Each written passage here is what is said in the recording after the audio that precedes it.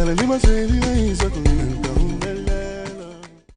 yo, hello, welcome to Let's Talk Chef Talk. I'm your host, Chef TK. This segment will cover a long range of chefs. And the audience today has a special guest. We get Chef Jonathan Martini. Let's hear it from him.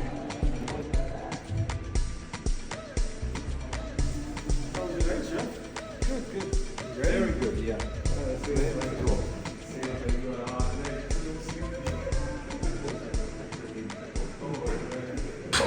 Chef, so about you, tell us about you, a bit about you. Where you from? What's your level of hierarchy? What kind of stress you experience in this field? What's going on? So I'm from Brazil. I live in the United States for 11 years right now. My background, I don't have, you're gonna be fun. It's funny, but like I have a degree in marketing. So it's one time of my life that I was trying to leave the kitchen. Oh man! But how did that work out? yeah, but after I did my degree, I worked in the area for 6 months. 6 months. In marketing. Yes, Okay. and I saw them like kitchen was for me. That was No, your calling. yeah. So I went back to the kitchen. You heard it. So yeah, I don't have any culinary degree. All my experience, all my background is based on my experience, based on the work and everything. Yeah. So when it comes to working long hours, like say for example, if you work 16 hours, one shift, and then you gotta come back in for another shift, which is like 3 hours rest. How do you maintain your love for cooking after those long hours? I don't know. I think the adrenaline to working and constantly like moving and keep you awake, keep you awake. I don't know if it's only me, but the feel of the kitchen brings energy to me. You know, it's like you forget all your problems on the outside. Exactly. When you walk in, it's a burst of energy just fueling you, and you be like, let's get this job. I think it's so much thing that you need to think about it on the line. You need to think about the ticket, about the timing, about the texture of the meat, like, and you don't have time to do anything else. Right. Just focus on that. It's one tunnel vision. Exactly. Yeah, you just gotta get it right and get it up. And also, I think like you get so concentrated because you need to do so like everything perfect, everything fast. Then you're like you don't get tired. No, you just go. No, I just keep going because the adrenaline never. And you see on the clock, and I was like, oh my god, it's already like 14-hour shift. When an 8-hour shift feels like a 3-hour shift to you, you know you all in. Yes. all in. And when a busy day, you don't see. You don't know. You just don't like worry about time. You click just worry and about the mission. You understand? Yep. So, why you wanted to be a chef? I understand you said you started off, you have a degree in marketing. Yeah. And you did it for 6 months. Unfortunately, the kitchen was calling your name, right? So, why did you want to be a chef? I don't know. My father, he always worked in hospitality, but he was more from the house. Right. Of course, he has a lot of back at the house experience. I growing up with my father, my family from my dad's side is Italian. Yeah. So I growing up with my around the kitchen with my grandmother, with my aunts, doing fresh pasta. Like, Italian family, like we always every Sunday we always get together, cousins, everyone, like in my grandmother's house, and it was all about cook, all about cooking. You were with your grandmother and grandfather and your father cooking. Were you a part of that, or you were just the one waiting for the food to be done? On the beginning, I was just waiting for the food. But like when I started growing up, I started to get involved and I started to like it, and it was kind of like natural. Yeah. Like my first job, like I just say, okay, what I know. So that's why I went to the kitchen. I mean, it started out the same way, like helping my mom in the kitchen. Like, every now and so often, she would always call me to wash the dishes or taste this, try this, and you know, it just it's natural. Yeah, it just comes natural. And it's one thing that I like. it reminds me like getting together with my family. You know? it brings like unity. just like cook food and family things like together. You know? Definitely. Yeah. So next question for you, Chef. In the next 5 years, what you trying to improve on? Like, you have any weaknesses when it comes to your skill, your career right now? Like, what you trying to improve on when it comes to culinary? I mean, I think culinary is it's constantly learning.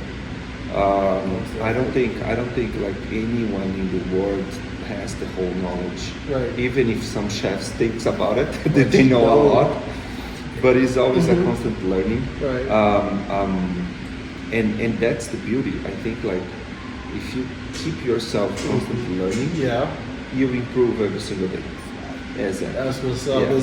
There's always more to learn, and I would feel like just feel as if you need to be more prepared to learn rather than just to put out just to be like, oh, let me put the food on the plate and serve it. But when you put yourself in a position to learn, it's like you take in more when it comes to food and culinary. Humble, right? yeah. Yeah, you gotta be humble in the Yeah. kitchen. You gotta be eager to learn. Yeah. It doesn't matter. It doesn't matter if you came like when a student they came here to work for a year, but he came from a different country. Right. He always gonna teach you something different. He always gonna teach you something that you don't know. Come on. Yeah. Because everybody share different cultures, right? Exactly. And next question for you, Chef. How familiar are you when it comes to food sensitivities like celiac, which is the most high tolerant and the most dangerous one up there? You gotta be careful. So what's the mind frame when prepping your staff if you have a few celiac allergies, you know, gluten, dairy? What instructions that you give your staff in order to, you know, make sure to guarantee that nobody gets poison or cross contamination? So on this subject, like gluten allergy and seafood allergy, I have the two sides of the story. Right. Of course, when you're a cook, when you're young, you get like furious when someone wants to change a dish. But I get married, and my wife, she's a seafood allergy, and she has gluten intolerance. And I see how affect if she eats this kind of food. So, and of course, like this, start to realize, okay, this is like, very dangerous. this is not like some joke. And I think like after that, it makes me realize then we need to treat it special. Yes. And some days, so like on these days we have a lot of sensitive like kids with a lot of allergies and things like that.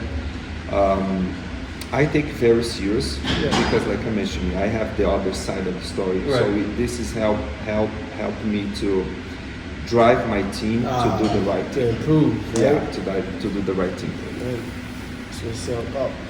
So you're from Brazil. Yeah. What would you say your favorite dish is to cook? Coming from where you coming from? So I don't know. I like to cook, and one thing that I like to do, I like to do infusion.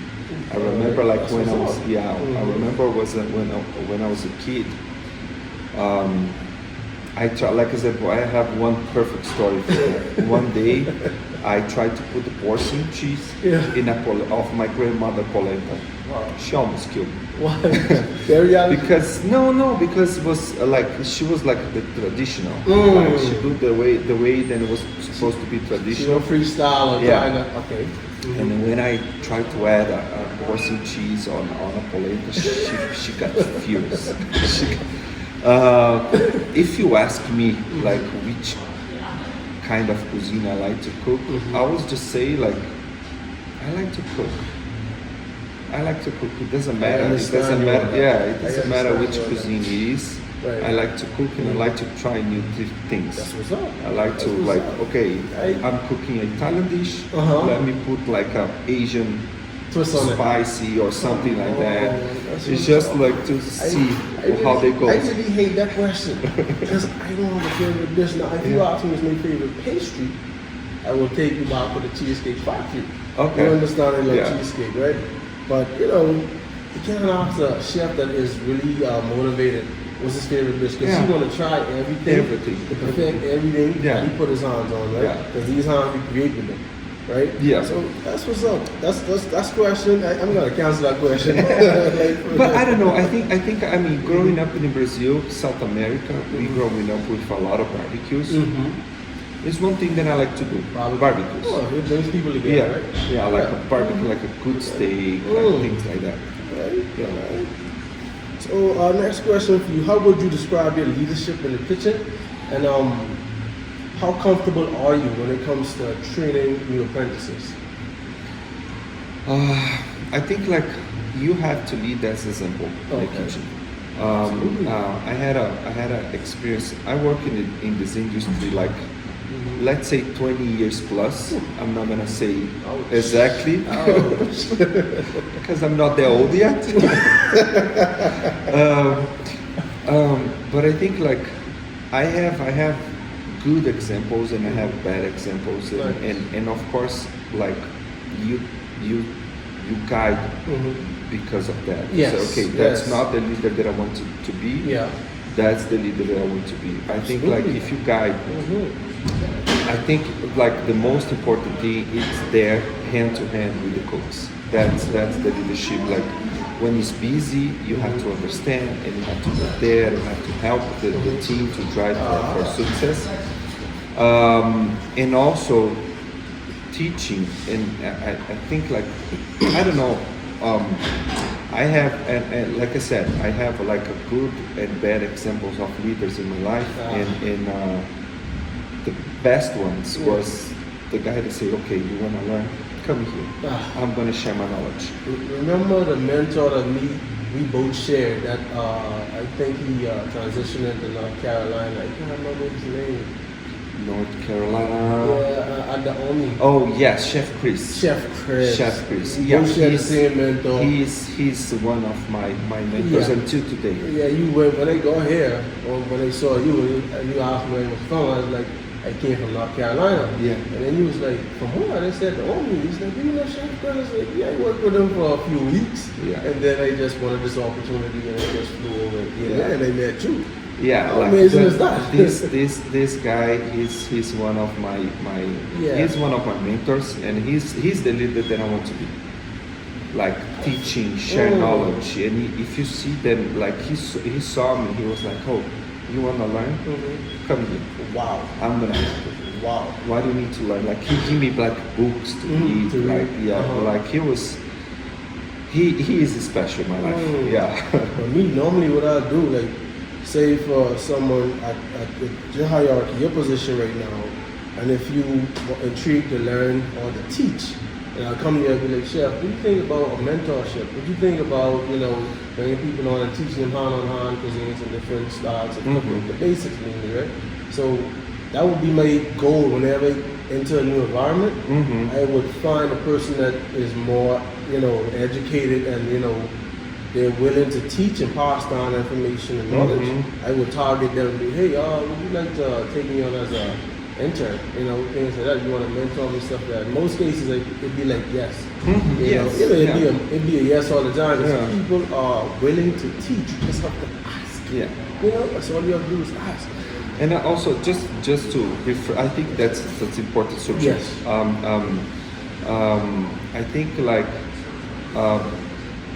I always think the first day then I went to the kitchen and I see people like, okay, he's gonna not teach me anything, but this guy is gonna like, so you always like, when I see someone come into the kitchen and they don't know, and I always remember myself my first day in the kitchen, and I was like, how was the feeling to not know, like this kind of things.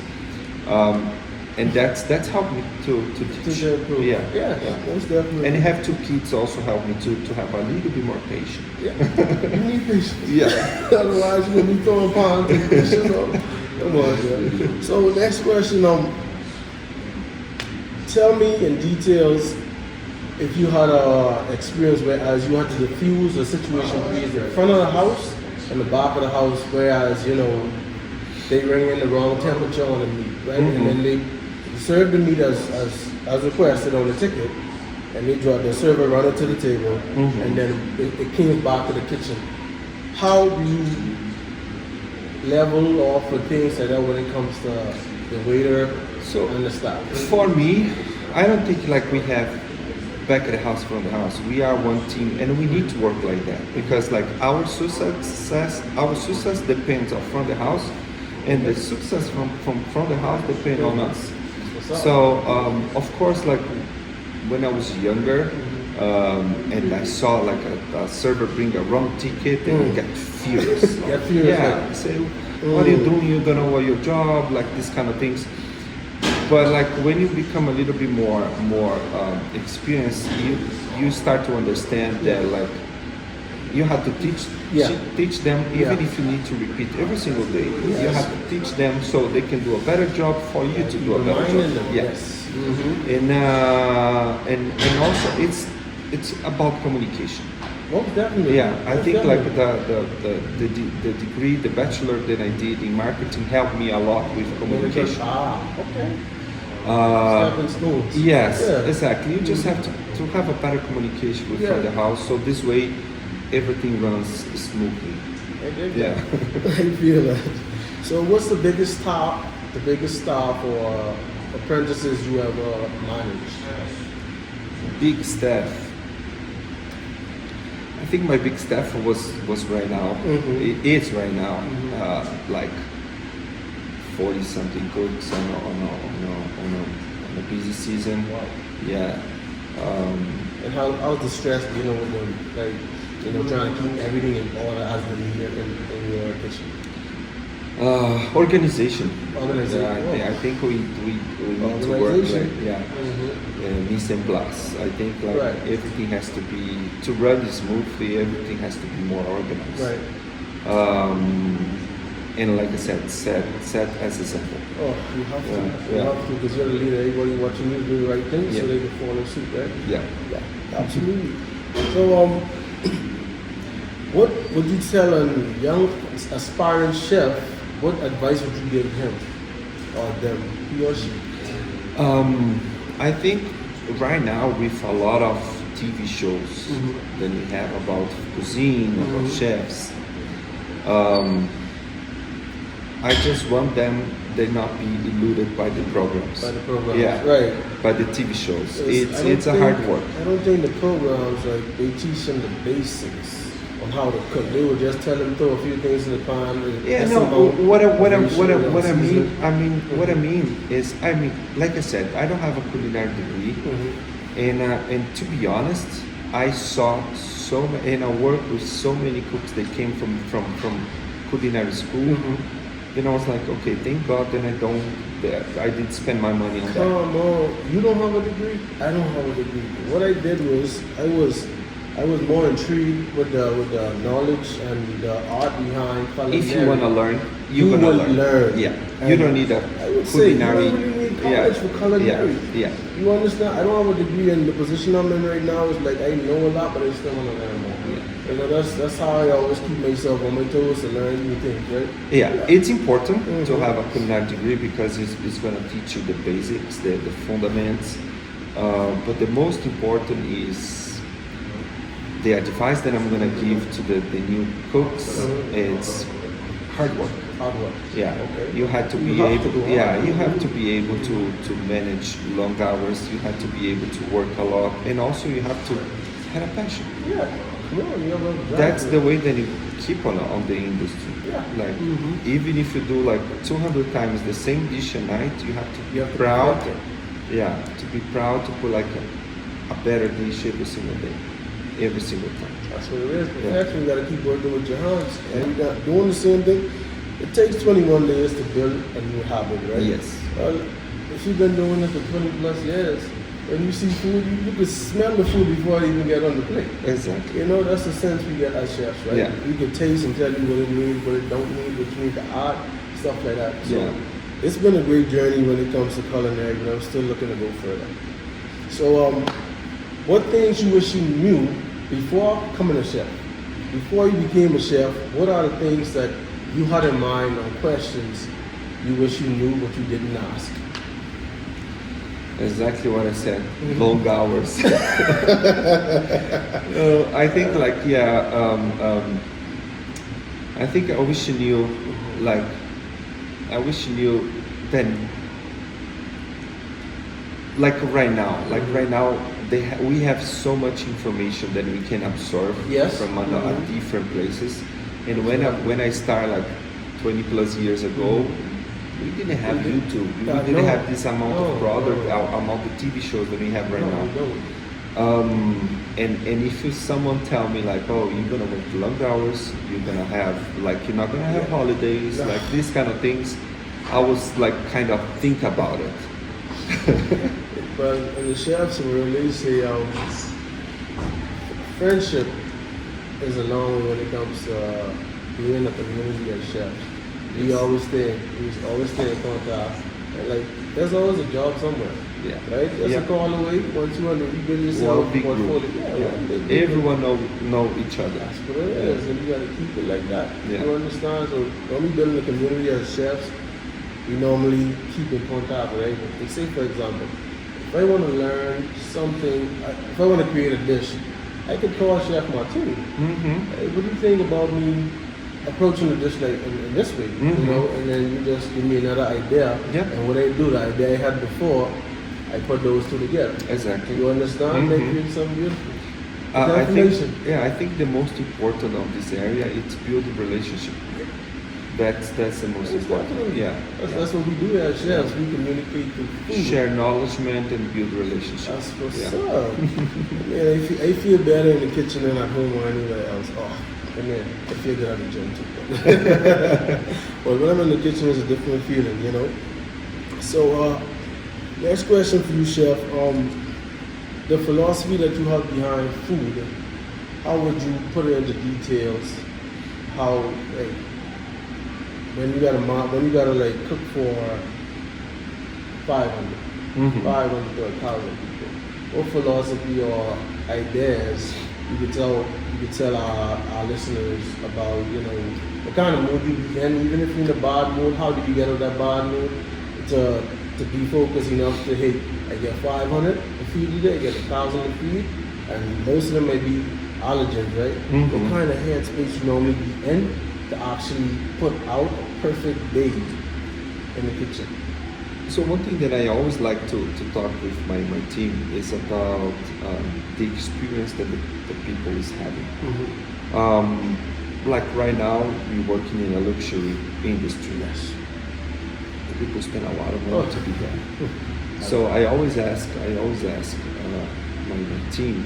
I always ask, okay, you're gonna pay like, did you pay $35, $40 for this dish? Are you allowed to pay? Right. And if you're allowed to pay, what do you expect?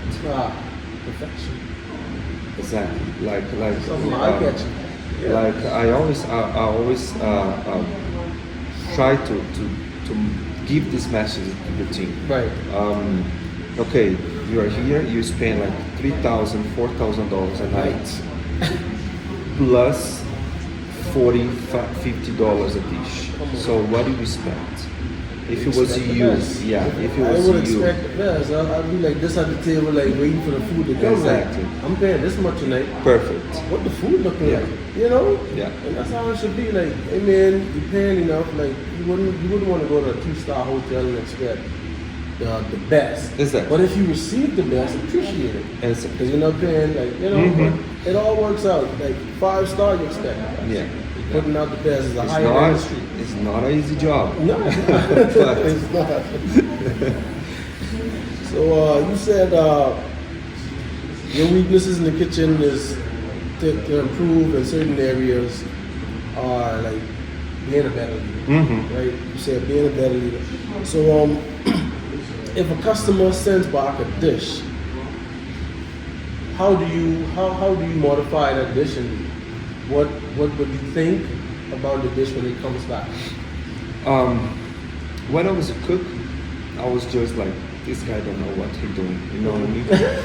How long ago was that? A couple of years ago. Okay. But when you become a manager, you have to understand the expectations. Like right now, I always like to go to the table. I like to talk with the guest. I like to understand what they, because sometimes it's just And we have this Yeah. often. Like sometimes it's just perception. Yeah. He asked for a medium rare, we receive a medium rare, but in his perception, But it's rare. It's rare, yeah. Exactly. So it's just like sympathize. It's just go there and try to understand what he wants, Yeah. what the expectation is. Yeah, we get them exactly what they ask for. Yeah. Less salt, more salt, Yep. cook it more, Exactly. cook it less. So I like one way, you like another way. Like right, we are right. different, so we just have to I respect like it that. medium and mid well. Yeah, That's just me, right? So I like a little bit more red. a little more to the red. All right, chef. How do you handle stress when it comes to you put out the wrong food or you made too much of this? Like you have a lot of wastage, right? How do you handle that when it comes to the stress of that in the kitchen? I hate to waste food. Yeah. Like if you understand like how much US waste food charge in a here, lot. it's impressive. So I always like to communicate with my team. To prep wasn't necessary. Yeah. And if you prep that much, what we can do Yeah. with this amount of, then we're not going to use it. We can use for something else. Right. We can give to another kitchen. That's Like what's this up. kind of things. Like before you think to throw away, we always try to think like at least 10 times what we can do. Even if you need to send free food for someone, it's better than they throw away. Yeah. That's is one thing that I'm I don't really, like to see really it go. against. I don't like to see it go. You rather see offer someone, hey, I had an extra steak. You want to try it? I could just stick it back in the oven for you and you put it Yeah. right. You know what I'm Yeah. saying? Say that versus throwing it away. I don't get that part of it. Yeah. Like you said, we waste a lot of food every day, and to give someone something that they could actually enjoy means a lot. Yeah. So Yeah. it's- And the most important, throw food on a garbage. Yeah. That's the easiest thing to do. Yeah, that's not cool. That's not cool at all. But Chef, we coming to, and I just want to say thank you for being here. I appreciate My you and pleasure. humble, and you were more on your toes about this because I postponed you. I keep throwing you back because the dates were Yeah. kind of off and then the venue and all of that. So I just appreciate you It's taking gonna the be a time. little bit more challenging in a couple of days. It will. That's when it's going to get busy. That's why I choose to do this now because it's kind of slow and possibly hoping everybody can find the time to sit down and meet for 20 minutes. Oh yeah. So just get in your head just a little bit, see what it was like in your journey. You are now, presently, how hard it was, the hardships that you face, and it wasn't easy. It wasn't easy. Yeah, it's not. It It's wasn't not easy. Yeah. It's all the hard work you got to put in to get a certain level and be like, no matter what field or career you choose or what part you take, you have to go hard. Yes. Give it your all, right? Yeah. I just want to say thank you, Chef. Thank you very much to having me.